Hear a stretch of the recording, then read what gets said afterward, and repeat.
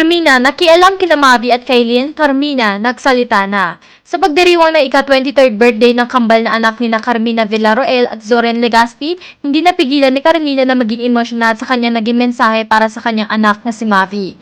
Matatandaan na nasangkot si Mavi sa issue matapos ang balitang hiwalayan umano nila ng kanyang rumored girlfriend na si Kailin Alcantara. Ang tanging hiling ni Carmina sa anak ay magkaroon ng kapayapaan at kaligayahan. Masaya raw silang mag-asawa na bumalik na ang kanilang anak, partikular na si Mavi. Nilinaw din ni Carmina ang hingil sa pakikialam umano sa pakikipagrelasyon ng anak. Aniya na natili siyang tahimik ng ilang taon. Hindi raw niya alam kung bakit sinasabi ng mga basher na nangingialam siya sa relasyon ng anak. Ngunit wala daw siyang pakialam sa sinasabi ng mga basher dahil ina siya. At kung nakialam siya noon pa ay sana hindi dumating sa punto na kung ano ngayon ang mga bagay-bagay. Kaya nagpapasalamat siya na bumalik na sa kanila ang kanyang anak at nais niyang malaman ng kambal na gagawin niya ang lahat para sa kanilang dalawa. Dinipensahan niya ang mga anak sa abot ng kanyang makakaya. Nais lamang nila mag-asawa kung ano ang makakabuti sa kanilang mga anak.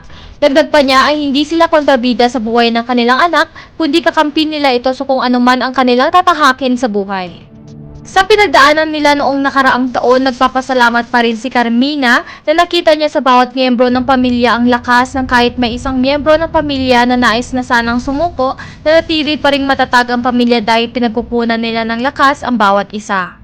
Buong pahayag ni Carmina, ang wish ko lang talaga is to have inner peace and inner joy. So yun lang naman, I'm trying to be careful kasi baka lagyan ng ibig sabihin ng mga sasabihin ko. I don't want to overthink. Tatay and I are just happy that you're back. You know that I've been quiet for the past how many years. Di ko alam bakit nila sinasabing nangingialam ako, but I don't care cause I'm your mother. Kung nakialam ako, di mangyayari to. So it only means hindi ako nakialam. So that's why I'm just thankful cause that you're back. Yun lang yun. Baka kasi malagyan na naman ang ibig sabihin, and I want you to know that the two of you, I will do anything and everything para sa inyong dalawa. I will really defend you sa abot ng makakaya ko. I love you guys. I love you so much. Tatandaan nyo lang na nandito kami ni tatay para sa inyo. We always want what's the best for you guys.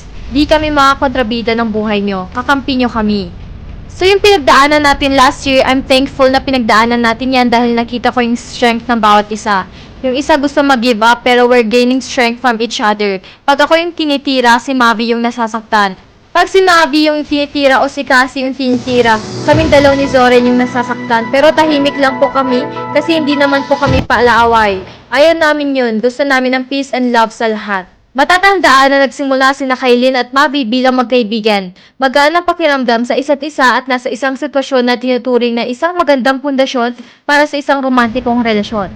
Wala bang kumpirmasyon hanggang ngayon kung ano nga ba naging relasyon ni Kailin at Mavi bilang magkaibigan o magkasintahan. Ay tunay ngang tapos na at hindi na maaaring maayos. Ngunit batay sa mga alingaw-ngaw na kumakalat, tila lahat ng senyales ay nagpapahiwatig na malamang maghihiwalay na ang landas nila Kailin at Mavi sa kanilang mga karera at personal na buhay. Natural na umaasa ang mga tagahanga na ang lahat ay magiging maayos at naghihintay sila ng kumpirmasyon o pagtatanggi mula sa parehong panig hingi sa mga chismis ng paghihiwalay nila.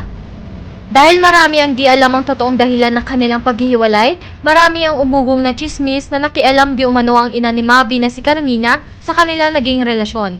Isa sa mga napansin ng fans ay mga naging cryptic post ni Carmina. Sa ika-25 ng Nobyembre 2023, ipinost ni Carmina ang liham na ito sa X, dating Twitter, na inilaan para sa kanyang mga anak na si Mavi at si Cassie. Sa kanyang tweet ay nagsasabing, "Dear Mavi at Cassie, people can destroy your image, damage your personality, create rumors about you, but they can never take away your good deeds. Because no matter how they describe you, you will always be admired by those who knows you the best." Ang mga netizen ay hindi alam kung ano ang ibig sabihin ng post ni Carmina. Ang tanong, nagbigay lamang ba si Carmina ng payo sa kanyang mga anak habang hinaharap nila ang mundong puno ng intriga sa showbiz? O may tinutukoy ba siya ng partikular na insidente na kaugnay sa kanyang mga anak? Samantalang si Kailin naman, noong parehong araw, nag-post sa X ng "I knew it." Noong ika-26 ng Nobyembre 2023, sinulat ni Carmina sa X, "Mom knows best." Sa oras na ito, mas lalang uminit ang haka-hakang may tension sa pagitan nila Mavi at Kailin. Lumalakas ang usap-usapang hiwalay na sila. Lumitaw din ng mga chismis na nag-uugnay kay Mavi sa Itbulaga co-host na si Dasori Choi, matapos maglabas ng video kung saan sila ni Cassie at si Michael Sager ay nagdi-dinner. Hindi pa tapos sina Carmina at Kailin dahil pareho sila nagpapatuloy sa pag-post ng mga cryptic na mensahe sa social media.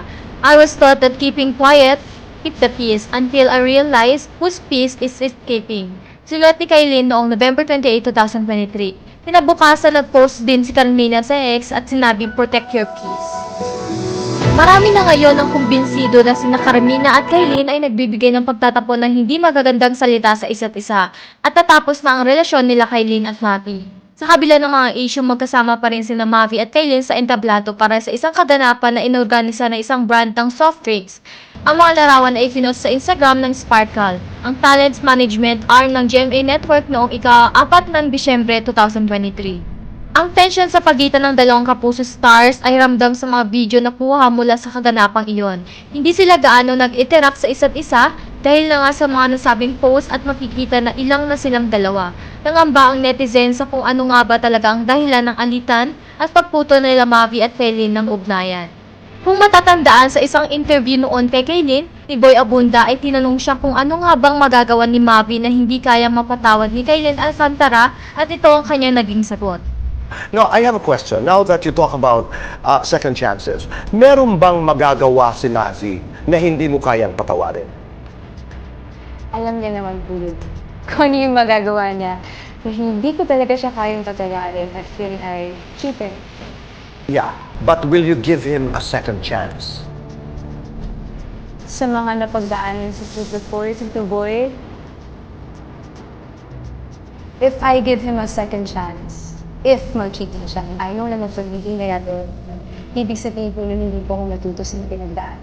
So, Matapos mag-post ng mensahe ni Kailin sa kanyang social media account, ay mabilis naman nag-post si Mavi Legaspi ng isang blankong IG story na mayroong sky blue background na tila nagpapahayag na wala siyang komento patungkol sa issues ng kanyang kinakaharap sa ngayon.